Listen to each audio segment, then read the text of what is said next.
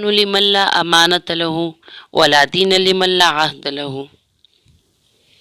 امیر المومنین حضرت عمر فاروق رضی اللہ تعالیٰ عنہ کے دور خلافت میں دو نوجوان حضرت عمر فاروق رضی اللہ تعالیٰ عنہ کے محفل میں داخل ہوتے ہی محفل میں بیٹھے ایک شخص کے سامنے جا کر کھڑے ہو جاتے ہیں اور اس کی طرف انگلی کر کے کہتے ہیں، یا امیر المومنین، یہ ہے وہ شخص۔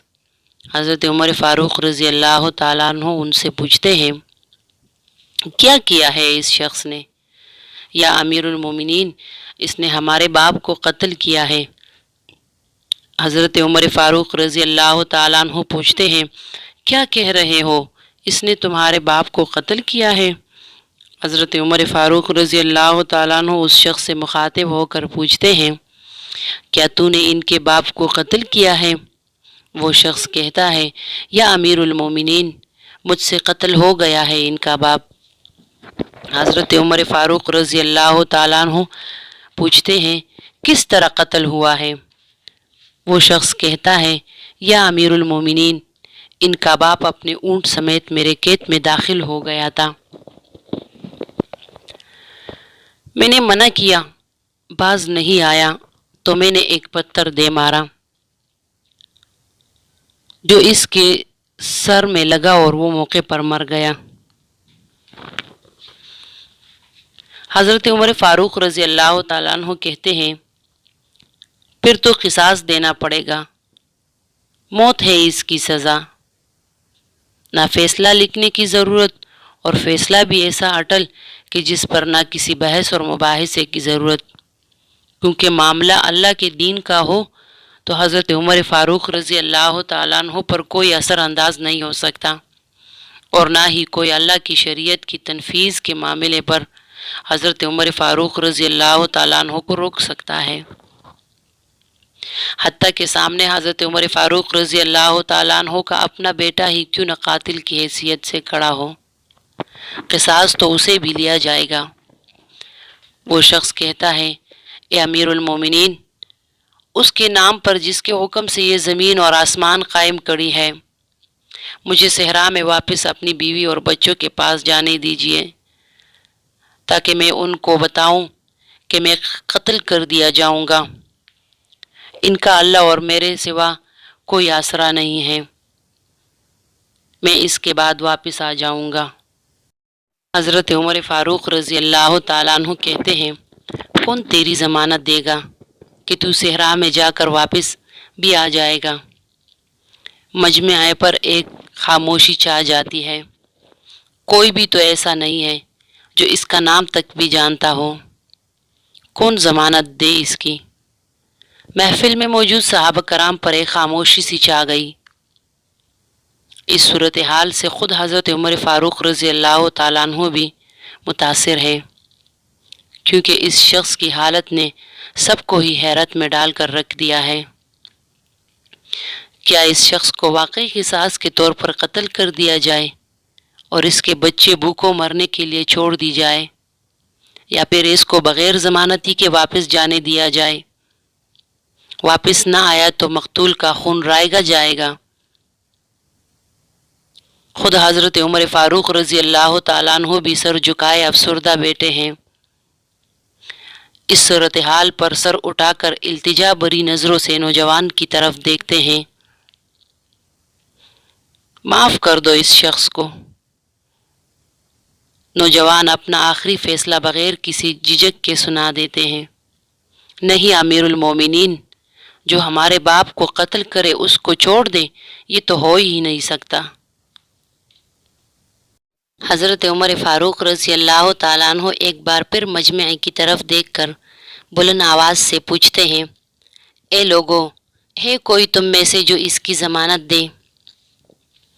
ابو ذر غفاری رضی اللہ تعالیٰ عنہ اپنی زہد اور صدق سے بھرپور بڑھاپے کے ساتھ کھڑے ہو کر کہتے ہیں، میں ضمانت دیتا ہوں اس شخص کی۔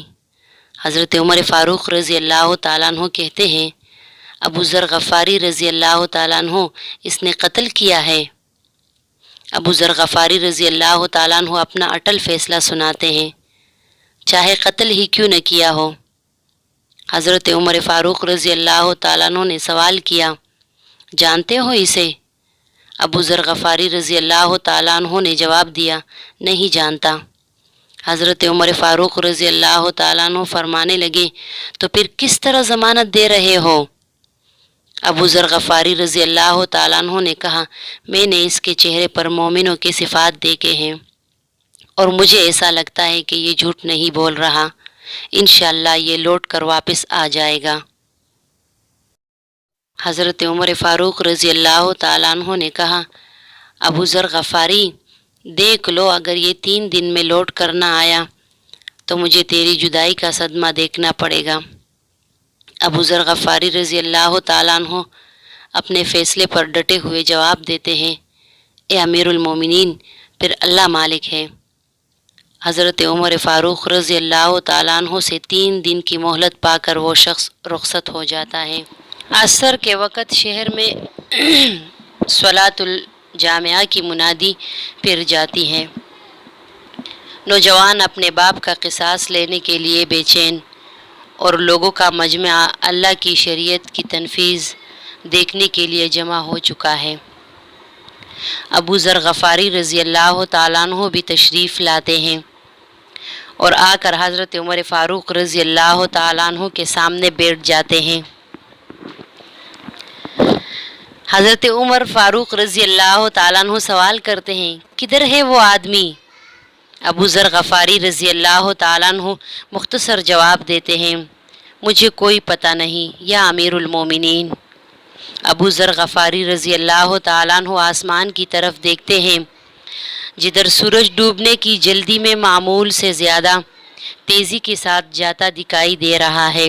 محفل میں ہو کا عالم ہے، اللہ کے سوا کوئی نہیں جانتا کہ آج کیا ہونے جا رہا ہے۔ یہ سچ ہے کہ غفاری رضی اللہ تعالیٰ عنہ حضرت عمر فاروق رضی اللہ تعالیٰ عنہ کے دل میں بستے ہیں۔ حضرت عمر فاروق رضی اللہ تعالیٰ عنہ عمر سے ان کے جسم کا ٹکڑا تو عمر فاروق رضی اللہ تعالیٰ عنہ دیر نہ کرے، کاٹ کر ابو ذر غفاری رضی اللہ تعالیٰ عنہ کے حوالے کر دیں۔ لیکن ادھر معاملہ شریعت کا ہے، اللہ کے احکامات کی بجاوری کا ہے۔ قاتل نہیں آتا تو ضامن کی گردن جاتی نظر آ رہی ہے۔ مغرب سے چند لحظات پہلے وہ شخص آ جاتا ہے۔ بے ساختہ حضرت عمر فاروق رضی اللہ تعالیٰ عنہ کے منہ سے اللہ اکبر کی صدا نکلتی ہے، ساتھ ہی مجمع بھی اللہ اکبر کا ایک بھرپور نعرہ لگاتا ہے۔ حضرت عمر فاروق رضی اللہ تعالیٰ عنہ اس شخص سے مخاطب ہو کر کہتے ہیں، اگر تو لوٹ کر نہ بھی آتا تو ہم نے تیرا کیا کر لینا تھا؟ نہ ہی تو کوئی تیرا گھر جانتا تھا اور نہ ہی تو کوئی تیرا پتہ جانتا تھا۔ وہ بولا، امیر المومنین، اللہ کی قسم، بات آپ کی نہیں، بات تو اس ذات کی ہے جو سب ظاہر اور پوشیدہ کے بارے میں جانتا ہے۔ دیکھ لیجئے میں آ گیا ہوں، اپنے بچوں کو پرندوں کی چوزوں کی طرح صحرا میں تنہا چھوڑ کر، جدھر نہ درخت کا سایہ اور نہ ہی پانی کا نام و نشاں۔ میں قتل کر دیے جانے کے لیے حاضر ہوں۔ مجھے بس یہی ڈر تھا کہ کہیں کوئی یہ نہ کہہ دے کہ اب لوگوں میں سے وعدوں کا ایفا ہی اٹھا لیا گیا ہے۔ حضرت عمر فاروق رضی اللہ تعالیٰ عنہ نے حضرت ابو ذر غفاری رضی اللہ تعالیٰ عنہ کی طرف رخ کر کے پوچھا، ابو ذر غفاری رضی اللہ تعالیٰ عنہ، تو نے کس بنا پر اس کی ضمانت دے دی تھی؟ ابو ذر غفاری رضی اللہ تعالیٰ عنہ نے کہا، اے عمر رضی اللہ تعالیٰ عنہ، مجھے اس بات کا ڈر تھا کہ کہیں کوئی یہ نہ کہہ دے کہ اب لوگوں سے خیر ہی اٹھا لی گئی ہے۔ حضرت عمر فاروق رضی اللہ تعالیٰ عنہ نے ایک لمحے کے لیے توقف کر لیا اور پھر ان دونوں نوجوانوں سے پوچھا کہ کیا کہتے ہو اب؟ نوجوانوں نے، جن کا باپ مرا تھا، روتے ہوئے کہا، اے امیر المومنین، ہم اس کی صداقت کی وجہ سے اسے معاف کرتے ہیں۔